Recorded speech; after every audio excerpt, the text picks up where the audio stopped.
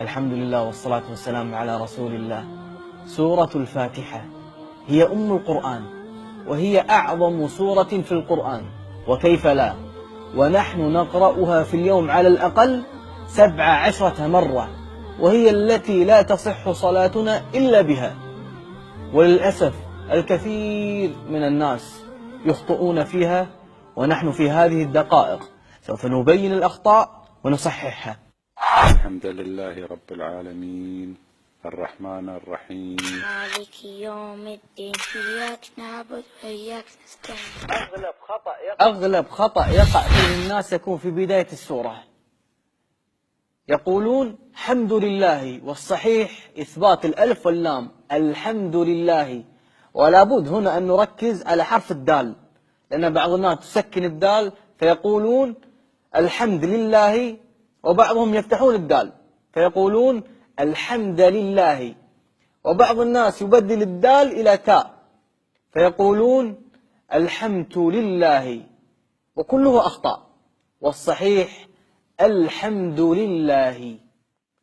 أما في قوله تعالى رب العالمين، أغلب الأخوة يخطئون في حرف الباء فيضمونها ويقولون الحمد لله رب العالمين، أو يفتحونها ويقولون الحمد لله رب العالمين، وكلها أخطاء، والصحيح الحمد لله رب العالمين.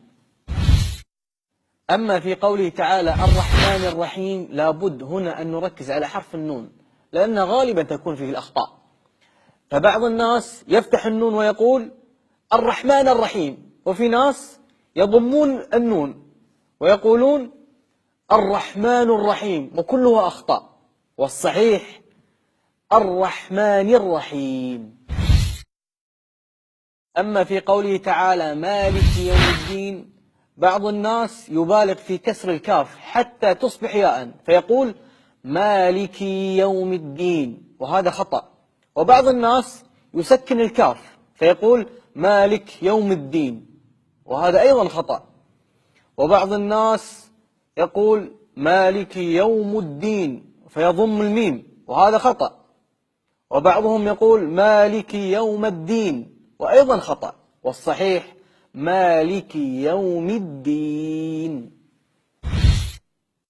أما في قوله تعالى إياك نعبد وإياك نستعين، بعض الناس يحذف تشديد الياء فيقول إياك نعبد وإياك نستعين، وهذا خطأ. وبعض الناس يسكن الكاف فيقول إياك نعبد وإياك نستعين، وهذا أيضا خطأ، والصحيح إياك نعبد وإياك نستعين. وبعض الناس يكسر الباء فيقول إياك نعبد وإياك نستعين، وهذا خطأ. وبعضهم يسكن الدال فيقول إياك نعبد وإياك نستعين، وهذا خطأ أيضا، والصحيح إياك نعبد وإياك نستعين.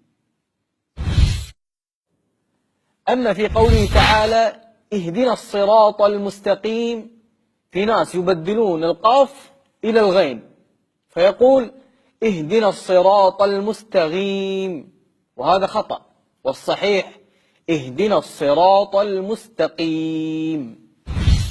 أما في قوله تعالى صراط الذين أنعمت عليهم، بعض الناس يحول الذال إلى زاي فيقول صراط الذين أنعمت عليهم، وهذا خطأ. وبعض الناس يحذف الهمزة فيقول صراط الذين أنعمت عليهم، وهذا أيضا خطأ، والصحيح صراط الذين أنعمت عليهم.